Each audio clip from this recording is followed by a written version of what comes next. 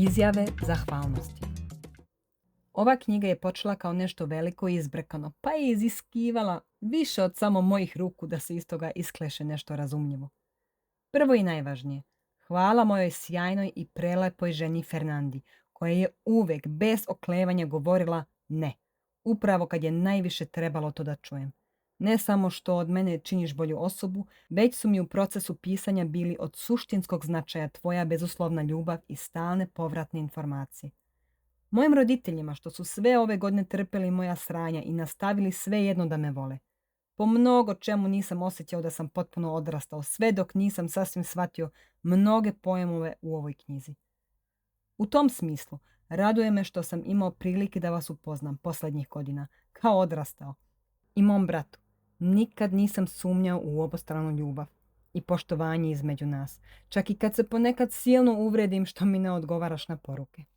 Filipu Kemperu i Drew Birney, velikim mozgovima koji su se zaverili da učine da moj mozak izgleda veći nego što zapravo jeste. Vaš marljiv rad i briljantnost me uporno patosiraju.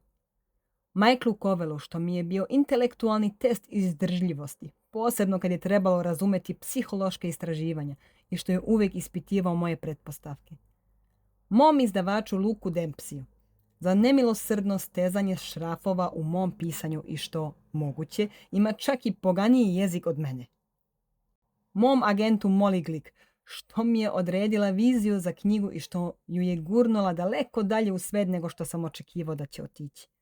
Tayloru Pearsonu, Danu Andrewsu i Jodi Ettenburg na njihovoj podršci za vreme ovog procesa.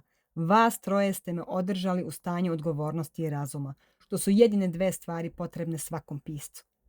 Konačno, milionima ljudi koji su iz bilo kog razloga rešili da pročitaju lajavog Seronju iz Bostona koji na svom blogu piše o životu. Lavina e-mailova koje primam od vas spremnih da otvorite najintimnije kutke svog života meni, potpunom strancu, istovremeno me čini smernim i inspiriše me.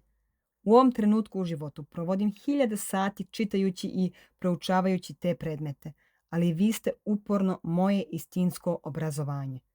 Hvala vam. O autoru.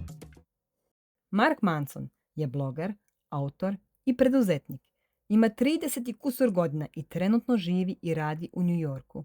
Prethodnih 7 godina je putovao po svetu, živeo na raznim mestima i započeo blog od kojeg je nastala knjiga Zabole me, suptilna umetnost življenja. Ne radi za časopise, izdavačke kuće ili njihove urednike. Radi samo za sebe, a članke na njegovom websajtu čita 2 miliona ljudi mesečno. Uživa u mačkama i viskiju, ali kako sam naglašava, nikada u isto vreme.